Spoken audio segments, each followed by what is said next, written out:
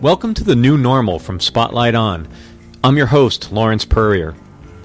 Our guest today is Patrick Whalen, CEO of Backstage Productions, a global production services agency for concerts, tours, experiential marketing, corporate events, and live activations. Patrick brings a passionate point of view to the current circumstances, and I'm grateful to be able to share it with you here. If this conversation starts to sound like it's being had through two tin cans and a string, it's because Patrick and I are socially distancing in our respective treehouses, so please be tolerant and enjoy our discussion. The most important question is, how are you and how are the people you care about and the people in your world? Wow. I wish I had better answers for that. The answer is that I think we're all in the same boat, which is fear. I mean, I think that, sorry, I'm going to adjust this for a little bit. I think that, we all got caught off guard as a world, but as an industry, we completely got caught off guard. And what I mean by that is 2020, according to statistics and interviews and press and just the interest in events and in concerts and tours was going to be the year. I mean, this was going to be the year. So our industry sometimes isn't the best at forecasting for gloom and doom days. And so with that, I think that some people were a little bit more overzealous in the way that they were preparing for 2020, meaning that they may have had some expenses and some things that they were like, well, I've got this tour coming up, so maybe I could put the deck on the house, or maybe I could move into a bigger apartment, or maybe I can get a bigger car or whatever. And so there was a lot of that happen. And I also think that tend as an industry not to be great with money. We, as much as we make, a lot of the times we're making above, what the median income would be, making $2,000 to $4,000, and forgive me for those that are starting out that make $500 to $1,000 a week. But in general, we get paid well for what we do, right? To not have a stockpile of money up or something for the rainy day account. I mean, I've always compared this industry to farming. You have banner years, you have mediocre years, and then you have the drought years where it just is dry. And I think that as an industry as a whole, we are sometimes not always thinking about the drought years. And so what that does is that when even a little hiccup, not even a major hiccup happens, it puts us in a tough position. I mean, I lived through 9/11 as a company owner of a production company in Minneapolis that we owned audio and lighting, and I had, 20 or 30 employees. And I remember sitting on my deck and I'm like thinking about how screwed I was. Not that we didn't have any money in a slush fund. We had some, but we had no idea how long this was going to go on. I mean, at the time we were doing quite a bit of events with Prince and with Promise Keepers and some Ted Nugent shows. And so we had some money that were sort of still coming in, but we didn't know if it was going to be a month of no shows or 3 months. This is a much bigger problem. And the problem is that even if the industry, or even if the world recovered tomorrow, I mean, back to normal, everybody gets to go back to work, the financial damage and impact has already been done so that people aren't going to think about going to buy a Halsey concert ticket. They still will, some of them will, but the majority of people now are going to squirrel their money away because they're going to be in fear of the next one or what, how are they going to, sort of recoup because they haven't been working. So the expendable income, which is what we depend on as an entertainment industry, is no longer there. And it's not going to be there for a while. So even if the tour started tomorrow, which would be idiotic, but even if it did, it still wouldn't help our industry at all because we're going to have a ramp up that's going to be long and slow. And I think that we all sort of, talk amongst each other and see if we can out gloom and doom each other. I mean, we're as an industry, I think we're optimistic of the future. We have to be, because otherwise we're going to have, mental problems and social problems and economic problems. If we're not in that mindset that we can recover from this, we can. The reality is that I think it's 6 to, months to a year before we're back to where we were even close to going into 2020. And my friends, I check on quite often, as they do with me. And I think we're all nervous. We're all scared of how long this is going to go on. How long is nothing going to happen? and we all keep signing these petitions to, save the entertainment industry. But what does that really mean when you get done signing these petitions? Because it works for film studios and it works for people that have paychecks, but there's a lot of independent contractors that are going to get skipped over. And that's going to be a huge problem. Yeah. Sorry to be so long-winded about that. No, I appreciate your perspective. To dial back maybe 50 or 100 feet, could you give just a brief description of what exactly your business is? And I think that that'll provide some good context on your point of view.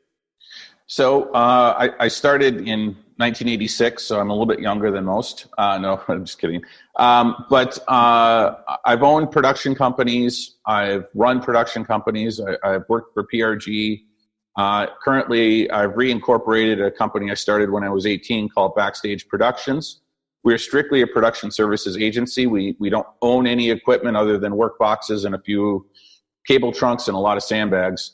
And we are primarily working in the corporate market. We do a lot of stuff with the VW products, so Volkswagen, Porsche, Audi. We do some esports, and then we also do some touring. In 2016, we did Kendrick Lamar. Last year we helped out with another company doing Tears for Fears. We've done Pentatonics. So we kind of dabble in a little bit of everything. So we get to see both sides of it. And both sides are pretty ugly right now. Yeah. I have a question for you. I spoke to someone else recently who has a business that has a business component, so a B2B component, as well as a consumer side.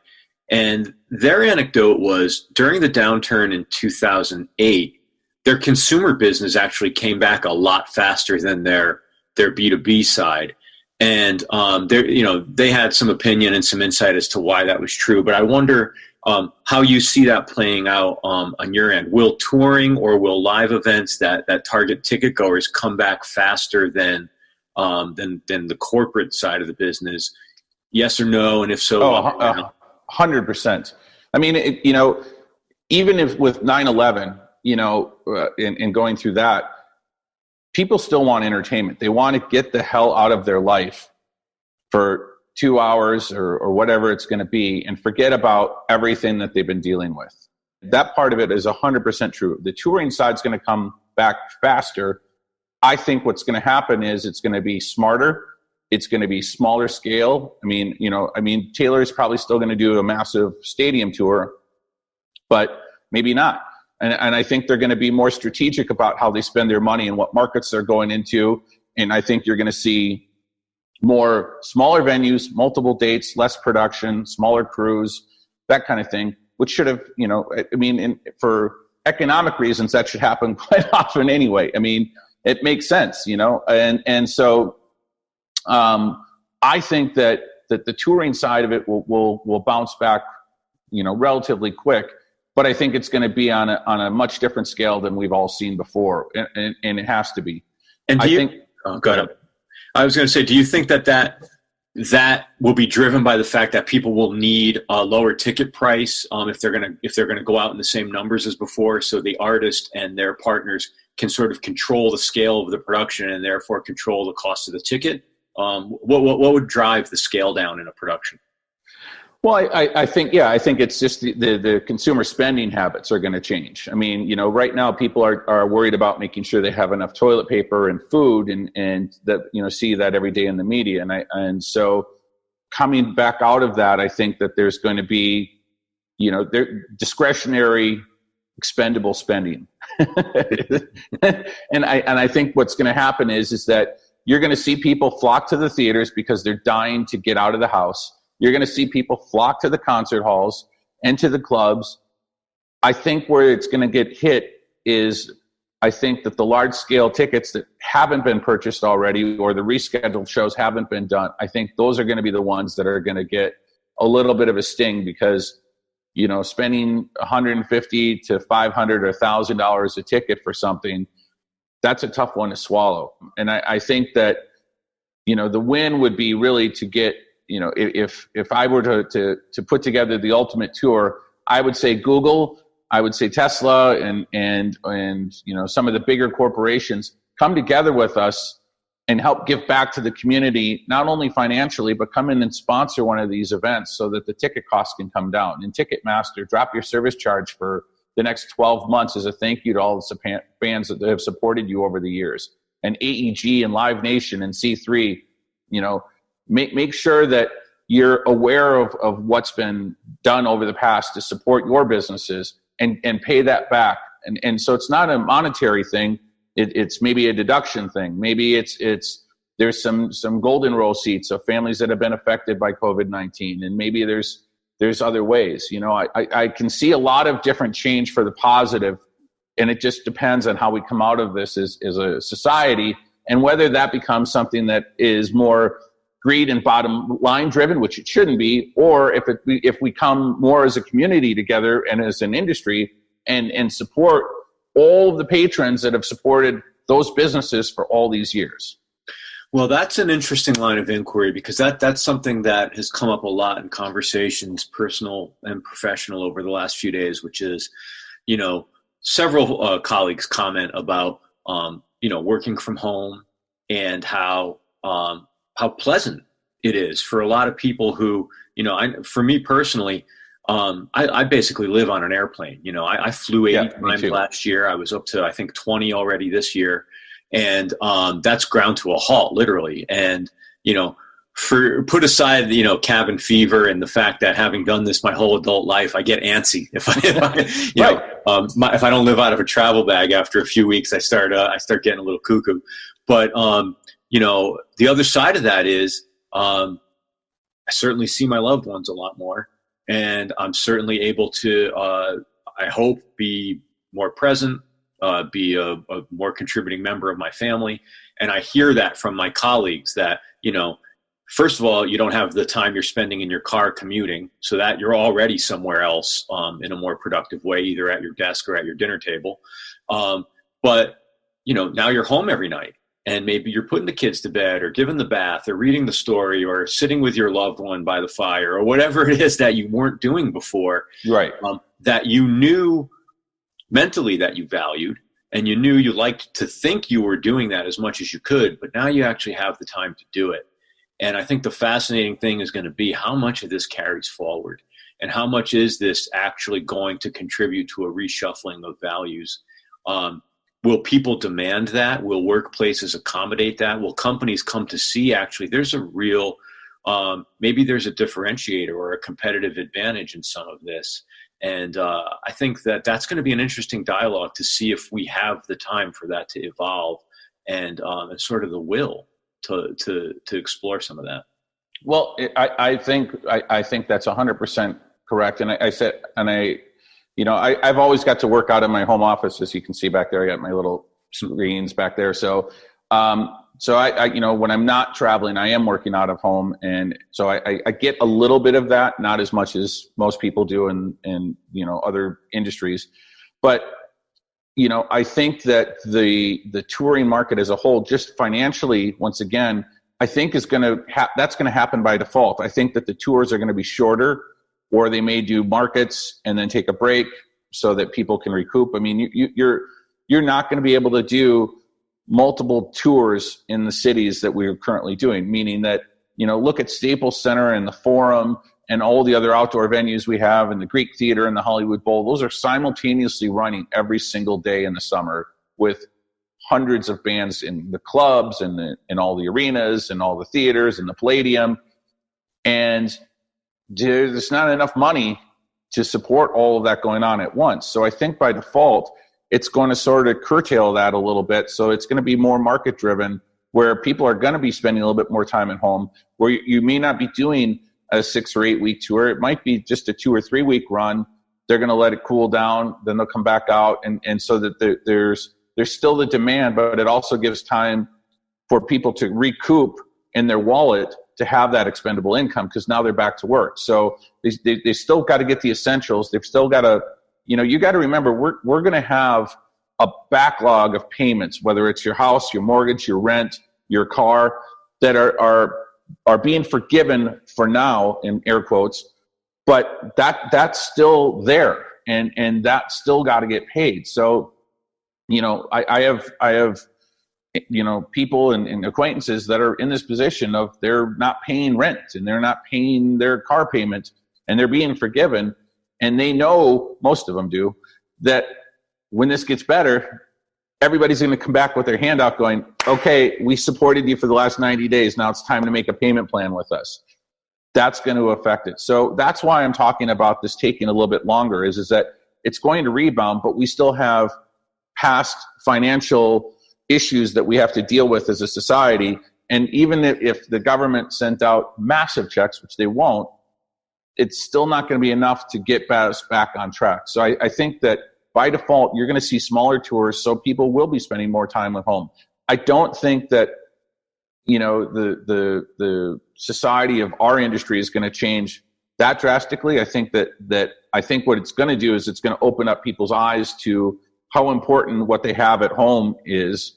And, and sometimes we forget that by being on the road because we're, after year 3, you sort of turn into this little AI robot that just goes out and does the job. And you call home and you're like, hey, how are you doing? Things are great. Okay, got to go do load out or whatever. And so you become programmed to do this, this job over and over again, and with a redundancy that, just becomes natural. And so you forget what you have at home. So I think this part of time, sitting down and relaxing and slowing down a little bit, is kind of getting to smell the roses. But I always fear that it will be soon forgotten once the checks start coming in and the buses start rolling. Yeah, I think that's fair.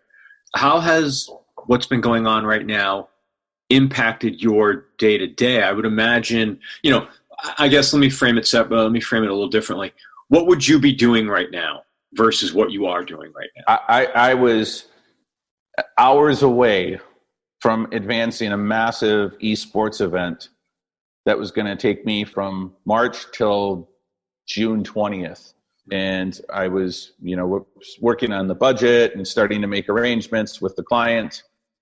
I mean, and it literally, we'd have these calls and we're like, well, we think we can do it. In my head, I'm like, there's no way this is happening. The second Coachella closed, I was using Coachella as my metric, and that's what I was telling everybody. I'm like, watch Coachella. Because Coachella is going to be the determining factor of how the summer goes. If Coachella cancels or gets moved, then that's it. That we're done for a while. And I think within hours of that happening, it was just, it was breaks. And so that's what I'd be doing. I'd be advancing. I had a bunch of corporate projects coming up. I was supposed to be in New York April 7th for a car show. Mm-hmm. And so, those things are gotten done. So what I've done is I've taken a step back and I'm like, I'm going to use this time to do all the things that I've been wanting to do company-wise, whether it be restructuring, reviewing insurance policies, working on our new promotions for 2020, because I believe in marketing. So I'm constantly sending email blasts out and doing our newsletters and all that. And now I've really put that into overdrive.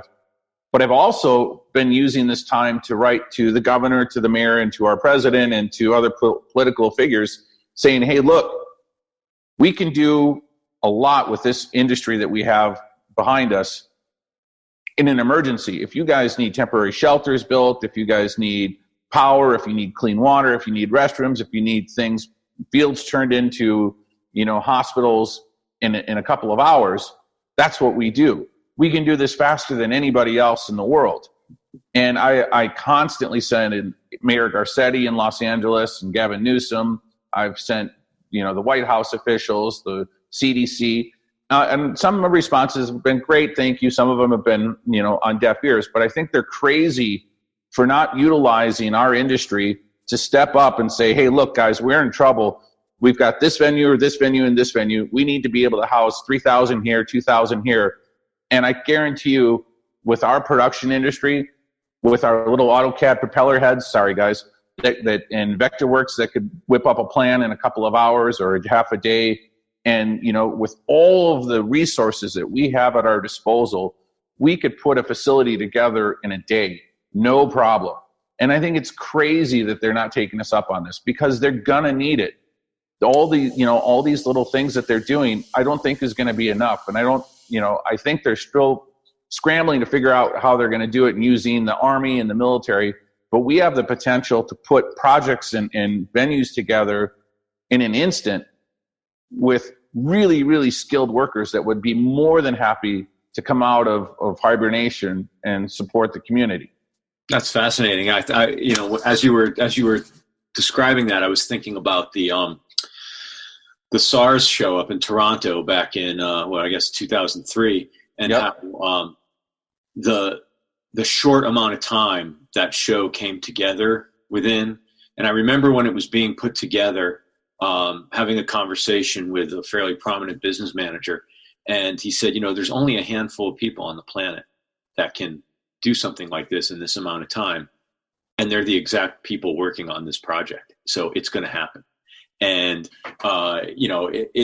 things like that are very difficult to do in an environment where there's bureaucracy, where there's rigidity around procurement and things like that. It's not, just write blank checks to vendors, but you do need to be able to move fast. The idea that we could go in, build a stadium show in a day or two, and then tear it down by the next morning. I would think there's some applicable skills there. Jake Berry and Opie would argue it'd be 4 hours, not the next morning. But yeah, but exactly. But the thing is that, I mean, and I understand right now, and I'm not going to get political about this at all. All I'm going to say is that there's a lot of reasons why we're not going to get involved right now, or they're not going to call us. And I understand that. I just think it's a shame, because I think that we could do a lot of good and we could help a lot of people very quickly. And maybe we will, but I'm not going to give up. I still actually write the letters every 2 days, and I send it to the same people, and it's going to be by repetition. It's my morning routine, because they're going to need a lot of help, and they're going to need to have an infrastructure team that does this on a daily basis, that gets all of the little cracks and all of the details that most people are going to skip over. We'll see it. And, how you would not take advantage of that is just beyond me. So when's your next engagement? When are you working again? Do you know yet? Well, I mean, I've got a couple of things in August, but I think that's optimistic. I don't know. I mean, we've got, some of our film clients, we've got some special events that they want to do that are in July, and they're trying to push forward. And I think that's optimistic. I don't know if what the rules are going to be. The rules are going to change of how we're going to do live events. Like, I mean, even if we have it under control, we're still going to have it. It doesn't just go away. It's not like it's a demon that flies out of the sky. So what I'm interested in is, how does that change? Are we going to have a new protocol where, we've even talked, and I've sent Dr. Oz and Dr. Drew Pinsky and some of the other people some ideas just to see if we could have done live events. This is right before we got on the lockdown, which is, hey, if we were to monitor people's temperatures as they went into arenas, what would that help mitigate or minimize the risk so that we could keep everybody employed? And I got a very nice letter back from Dr. Drew, and he was like, the problem is that person that doesn't have a temperature can still have it and walk into that arena. Yeah. And so it's, and that's when we were still learning about it. But I mean, I was trying to think of everything, because I don't want to be the guy that saves the industry, but what I do want to do is keep employed myself and then everybody else. I mean, I want to work. I want to unload trucks, and I want to build sites, and I want to do venues and stage shows. And so, sitting at home was not my plan. And so I've been looking for other things, but I think there's going to be some protocol of in the future of how we're going to get people into the arena safely. And I mean, I can't imagine swabbing and testing everybody, but maybe it is going to be like China, where you're going to get your temperature taken everywhere, or maybe you're going to be, spread out more, so that they're going to do it in groups, like you board an airline, you're going to go into the arena. I mean, it's still, you're sitting in a tube just like a plane, but there's going to be some sort of worldwide industry change that we're all not going to like, but is going to be necessary. What that looks like, I have no idea. And maybe there won't. I think it'd be crazy for them not to. I think they really need to take a good hard look at at the way we do industries. I mean, 2 years ago, our big discussion was terrorism. How are we going to keep everybody safe from bombs going off at the arenas? And now here we go, and we're trying to talk about how we can get people into the arenas without dying when they leave. Oh, listen, people forget. I mean, especially if you've only come of age in the last 10 or 15 years, there wasn't always metal detectors. There weren't always pat downs. Yep. There weren't always bag checks. It didn't always take 25 minutes to get into an arena from the time you got into the queue. And these things do become the new normal. So the idea that while you're going through that security checkpoint, you're getting swabbed, or there's a fever check, or there's some kind of sensor. I mean, listen, I have no idea how to extrapolate into how this plays out in terms of things like entrance and egress, but you can certainly see it happening, because we never would have thought 25 years ago that we would go through the rigmarole that we go through, that you couldn't bring a purse into a football game. Yeah. Yep. Or that you had to have a clear plastic bag, or that there'd be a business around providing lockers outside of a stadium. So I think that the full impact of this on the consumer experience is yet to be seen. Let me ask you this in closing. What are you optimistic about? What feels like there's an opportunity here for either you, your business, the culture, the industry? I'd love to try to put you on the spot and leave on a high note. Sure. No, I think that the win is that we're going to all, as an industry, have to be more creative. And where the creativity comes in is budget. We're going to have to watch the bottom line for a little bit. We haven't been, just look at the size of the stage shows and the production level. I mean, my God, they're just amazing.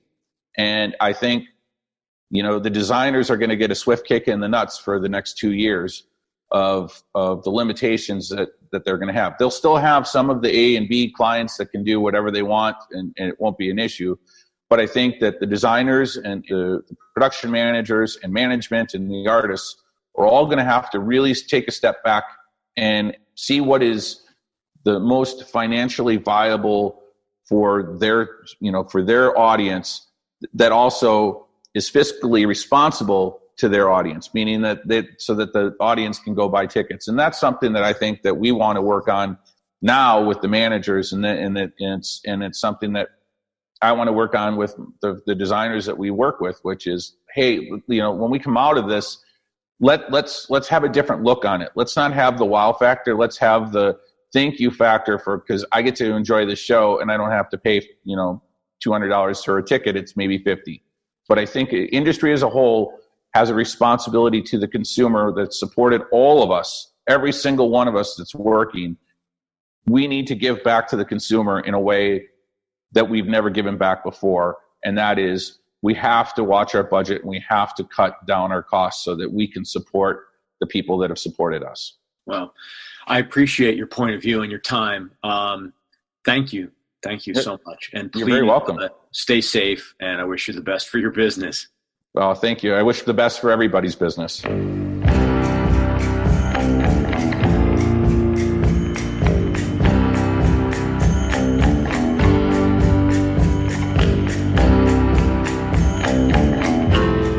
Patrick Whalen, thanks. Thanks to our editor, Craig Snyder, and a big thanks to Ant Taylor and the entire team at Light. If you would like to share your experience living in the new normal, hit me up at lawrence@light.com. That's LAWRENCE@LYTE.com. I'd love to hear from you. Thanks for listening, and stay safe.